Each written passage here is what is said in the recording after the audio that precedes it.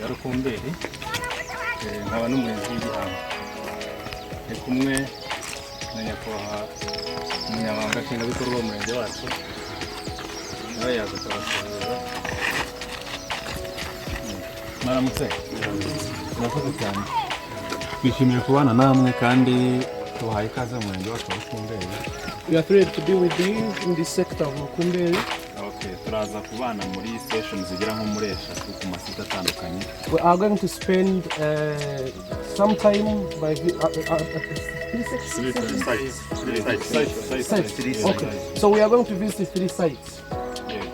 Murakoze izindi gahunda arakomeza agenda. So many thanks.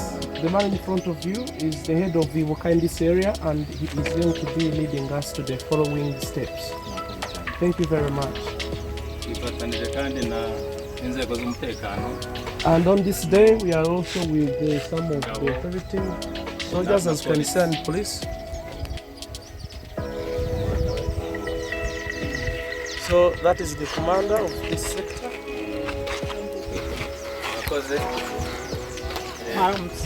Good morning.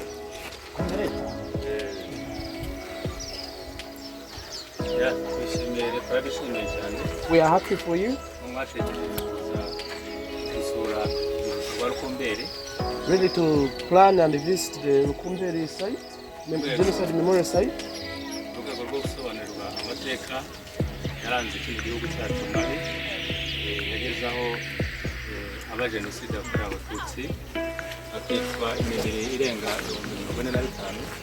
There are more than 45,000 bodies of people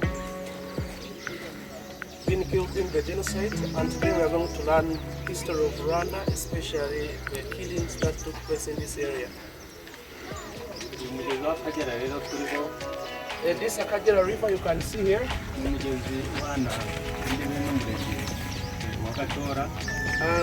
This river separates the Gusura and the Rukumberi sector. So if you cross the bridge, you are in another sector, and if you cross this side, you are in Rukumberi, where we have come to visit. During the genocide time, many people were killed right in this river.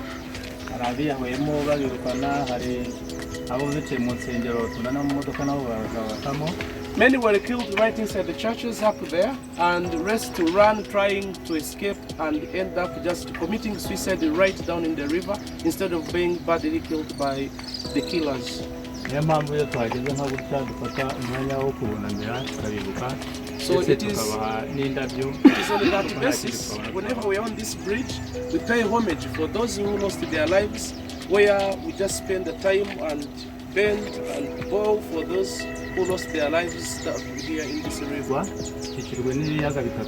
So the Rukumberi sector is right in the middle of, it's kind of in kind of an island, because there is 3 lakes around it, including the 4th river here. And that is why so many people were killed and just thrown in the water around the Rukumberi sector.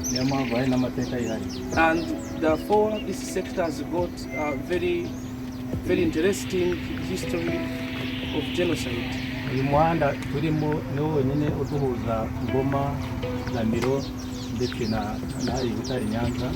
So this is the main road which brings together 2 parts of this south, this east, here Ngoma and down Ramiro.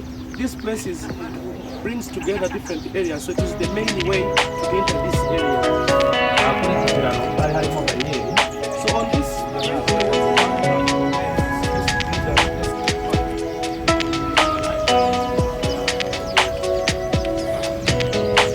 I know all the stories.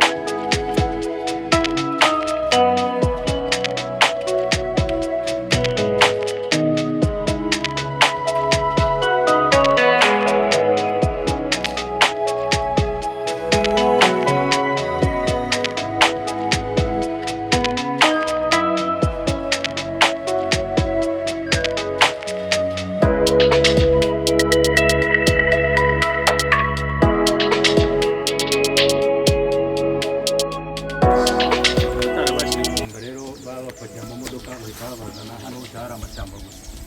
So those elders who were not able to run away, they were brought here in fact. There were a lot of trees here. Babanje kubatuza hano hose bakikije kino kiyaga. So they lived here just right near this lake. Jenoside yabaye bamaze kwimuka inshuro eshatu bageze hara ku muhanda wo kutuza. So the elders had nowhere to live because the conflicts, Rwandan conflicts regarding the tribes, this is something that started in 1999, and the people continued just shifting to different places because they were not living peacefully. Always there were other tribes that pushing them.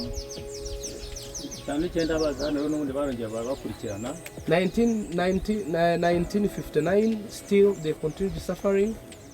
So until 1963, where the children started learning, being taught by the elders. Abigishaga abana b'abarimu bashyira ku rutonde bahita babajyana mu Kagera ku Rusumo nabo babataye.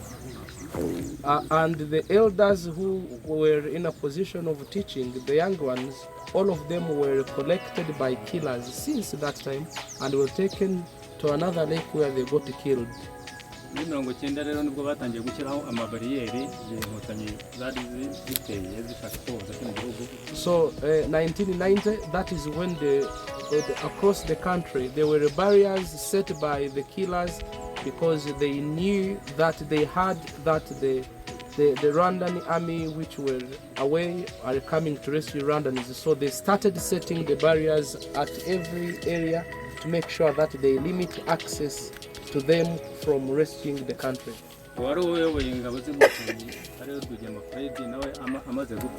And at that time, the head of the military that was set to rescue Rwanda was Rwigema,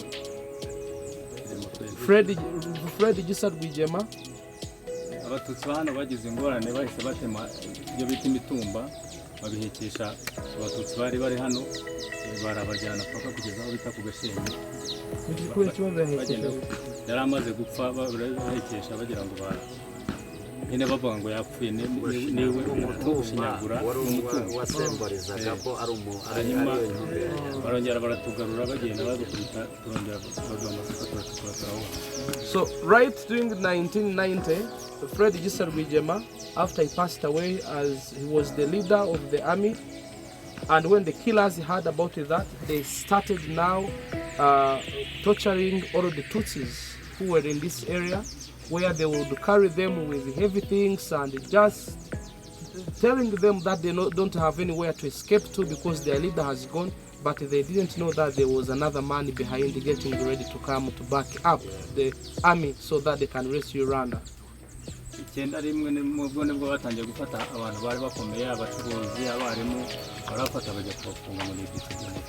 So by 91, that is when now the killers strategically started setting, investigating and following up every Tutsi who is wise and who is rich, so that they make sure that they torture them, they take them, they don't have any access to power or any military connections that might at the end come and become a problem to the killers.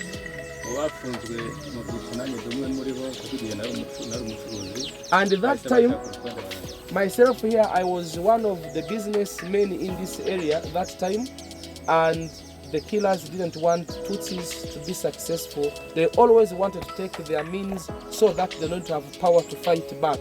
And he was one of the people who were arrested during that time. And they were just released when there was a forgiveness window stand.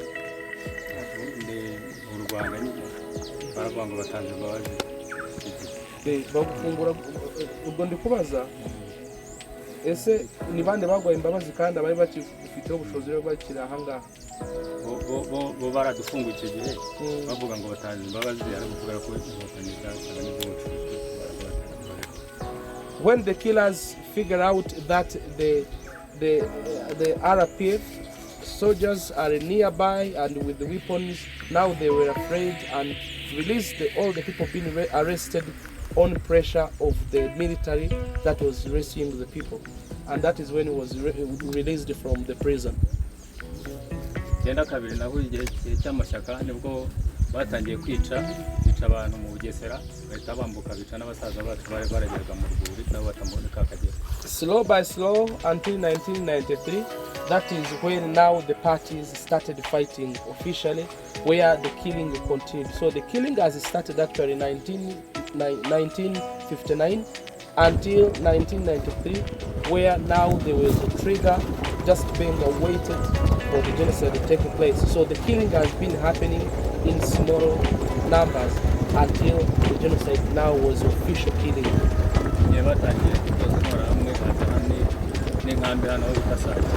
So 1993, it was a very serious because the killers, they now started setting training centers so that they can train the killers well, so they can kill professionally, because they knew the army, RPF army that rescuing people are trained, they have military weapons, and now the killers wanted to be well equipped, enough armor so that they can be able to fight back.